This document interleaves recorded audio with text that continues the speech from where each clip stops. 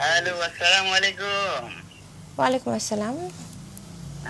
কত সুন্দর game start করছেন না আপনি?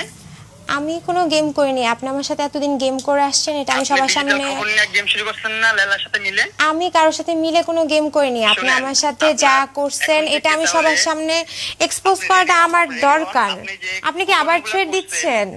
কোনো কিছু শিকার হওয়ার আগে যাতে সে আমার জিনিসটা দেখে, জানে, সত্যতা যাচাই করে। অবশ্যই আমিও মিথ্যা হতে পারি, তারা যাতে আমার কাছ থেকে সত্যতা যাচাই করে তারপর মামুনের সাথে সম্পর্কে জড়ায়, যাতে মামুন আরেকটা মেয়ের ক্ষতি করতে না পারে। আমার কিন্তু আপনাদের সামনে আসার উদ্দেশ্য এটাই, যাতে সে আরেকটা মেয়েকে টার্গেট করে এই ধরনের ক্ষতি না করতে পারে। আমার কিন্তু কোনো এক্সপেকটেশন নাই ভাই, আমি কোনো দেনমোহর চাই না। আপনাদের যখন ডিভোর্স হবে আমি আপনাদেরকে আবার ডাক দিব। আমার কোনো এক্সপেকটেশন নেই, আমি কিছু নিব না। ও আমার কাছ থেকে নিয়েছে, আমি জাস্ট চাই আরেকটা মেয়ে যাতে কোনো প্রবলেমে না হোক। লায়লা আমাকে অনেকবার অ্যালার্ট করেছে, আমি শুনিনি। আমি এখন মানুষকে বলতেছি যে ও আসলেই প্রতারক। সে এরকম ফাঁদে ফেলে, এটা তার ব্যবসা। আমি তো ভাই ওর সঙ্গেই থাকতাম, আমার তো কিছু করার নেই। আমি তো বললাম না আপনাদেরকে যে আমি তো পরিস্থিতির শিকার। কিছু সময় থাকতাম। No, no, I am not taking nothing. So ওর সাথে কিছু সময় আমি থাকতাম, ওর বন্ধু আসতো, কিছু সময় আমি থাকতাম না, পাশের রুমে থাকতাম, ওর মার সাথে থাকতাম। সো আমি নিজের চোখে দেখেছি, আমার কাছে ভিডিও আছে ভাইয়া। কি ভিডিও আছে? হ্যাঁ, আমি আপনাদেরকে দেখাবো অন ক্যামেরা। আমি জানি না আপনারা। আচ্ছা, এই যে দেখেন। হ্যালো, আচ্ছা, হ্যালো, এই মাদকটা বাসায় সেবন করতে বাসায়, ফ্রেন্ডের বাসায়। আপনি কই? শুই কি? আমার বাসার সাথে কোন বাসা? ও মাই গডনেস। ও আমার ফোন থেকে অনেক কিছু প্রুফ নিয়ে নিয়েছে ভাই। আমি আপনাদেরকে অনেক কিছুই দেখাইতে পারতাম, বাট আমার ফোন থেকে অনেক কিছু নেওয়ার কারণে ও এখন আমাকে খারাপ বানাবে হয়তো, বা আপনাদের সামনে আমার চরিত্র নিয়ে খারাপ কিছু করবে। আমি তো ভাই মায়ের খেয়ে আমি তো ভুক্তভোগী, আমি তো সংসার করতে চেয়েছি, আমি লাস্ট পর্যন্ত আমি পারিনি। না হলে আমার তো ভাইয়া মিডিয়ার সামনে এরকম আলোড়ন করে, আমার তো ভিউ ব্যবসা না, আমি তো কোনো আইডি বানাচ্ছি না, আমি কোনো ভিডিও বানাচ্ছি না। আমার তাহলে আপনারা জাস্ট নর্মালি চিন্তা করেন যে আমার কী উদ্দেশ্য। আমি তাকে টাকা দিয়েছি, আমি খাওয়াইছি, আমি পড়িয়েছি, তার ফ্যামিলি সহ। এবার আমি ঈদ করতে গেলাম, তাদের কোরবানির গরুটা পর্যন্ত আমি কিনে দিয়েছি। তো আমার তো কোনো ভিউ ব্যবসা ছিল না, আমার তো কোনো ইন্টেনশন ছিল না ভাইরাল হওয়ার, আমার কোনো আইডি নেই ভাইয়া। আমার ভাইয়া ভিউ ব্যবসারও দরকার নাই, আমার কোনো কিছুরই দরকার নাই, আমার কোনো কাবিন ব্যবসারও দরকার নাই। আমি জাস্ট এই সম্পর্কটা থেকে রিলিফ নিয়ে আমি চাচ্ছি যে কোনো মেয়ে যাতে ওর ফাঁদে না পড়ে, এই জন্যই আপনাদেরকে ইনফর্ম করা। মামুনের ধারে কাছেও নেই ভাইয়া, মামুনের সাথে কেউ বসতেও লজ্জা পায়।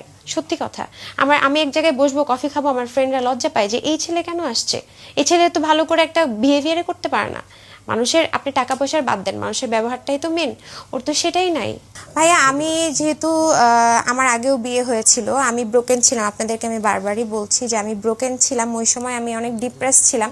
আপনি যখন একটা মানুষের সাথে অনেক দিন একসাথে ঘুরবেন ফিরবেন, অ্যাটাচমেন্ট হবেন, তখন আপনার একটা বাসা যদি পেটও হয়, বিড়ালও হয়, কুকুরও হয়, আপনি তার মায়ের পড়বেন। সো আমার সেটাই হয়েছে, আমি তার সাথে অনেক সময় কাটিয়েছি, আমরা একসাথে ঘুরেছি, অনেক জায়গায় গিয়েছি, সে আমাকে অনেক টাইম দিচ্ছিল, সেই কারণে আমি তার প্রেমে পড়েছি। এটাই, তার মধ্যে এমন কোনো গুড কোয়ালিটি নাই যে তার মানে কোনো মেয়ে তাকে অ্যাট্রাক্ট করবে এমন কিছু। হয়তো বা কিছু মানুষ তাকে সোশ্যালি দেখে, তার ভিউর জন্য দেখে, ওই কারণে তার প্রতি ফল করে, বাট আমার এরকম কোনো ইন্টেনশনই ছিল না। কারণ আমার কোনো আইডি নাই, আপনারা দেখবেন আমি সোশ্যালি ভাইরালও হতে আসিনি, আমার কিছুই না, আমি কোনো ভিডিও মেক করি না। সে যখন বলতো তার আইডি দিয়ে ভিডিও আপলোড করতাম, দ্যাটস ইট। আমার কিন্তু কোনো সিঙ্গেল আইডিও নাই।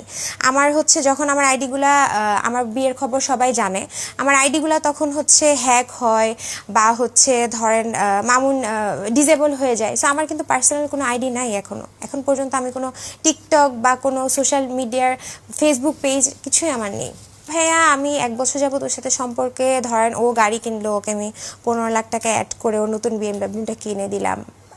তারপর হচ্ছে বিভিন্ন সময় ওর এই দরকার হতো, ওদের বাসার জমি ছাড়ানোর জন্য দরকার হতো, এরকম করলে অ্যারাউন্ড 40 মামুনকে দিয়েছি, মামুনের হাতে। আর কন্টিনিউয়াসলি তো মামুনের মা বোন আমার কাছ থেকে টাকা নিতই, প্রতিদিনই নিত। আর আমার যেহেতু ইনকাম সোর্স ছিল না, আমি আমার এফডি এর টাকা ভেঙে ওদের ফ্যামিলিতে খরচ করতাম। ও যে রূপায়ণ লেক ক্যাসেলে বাসাটা থাকতো, এটা পুরোপুরি আমি চালাতাম। হ্যাঁ, মামুনের ফ্যামিলি আমাকে টাকা পয়সার জন্য চাপ দিত। ওর মার অনেক টাকার দরকার আসলে। ওর মা টাকা যতক্ষণ ওর মাকে দেওয়া হতো, ওর মার মুখ ঠান্ডা থাকতো, খুশি থাকতো। যখন টাকা পেতো না, বা আমার এমনও হয়েছে আমার ব্যাংকটা মাঝখানে ফ্রিজ ছিল, আমি টাকা উঠাতে পারতাম না, তখন আর মামুনের মা অনেক আপসেট থাকতো। তো আমার প্রশ্ন হচ্ছে মামুনের মা কেন আমার কাছে টাকা যাবে, রাইট? ওনার ছেলের কাছে যাবে, আমার কাছে তো টাকা চাওয়ার কিছু নাই। মামুনের মা আমার কাছে প্রতিনিয়ত ওনার অসুখ, এই হচ্ছে বাজার লাগবে, এটা লাগবে, সেটা লাগবে, ওনার বাড়িতে ল্যান্ডের সমস্যা হয়েছে ফুপিদের সাথে, ওই ল্যান্ডের ছুটাইতে হবে, এগুলো করে বিভিন্নভাবে আমাকে একটা প্রেশারাইজড করতো এবং নিত।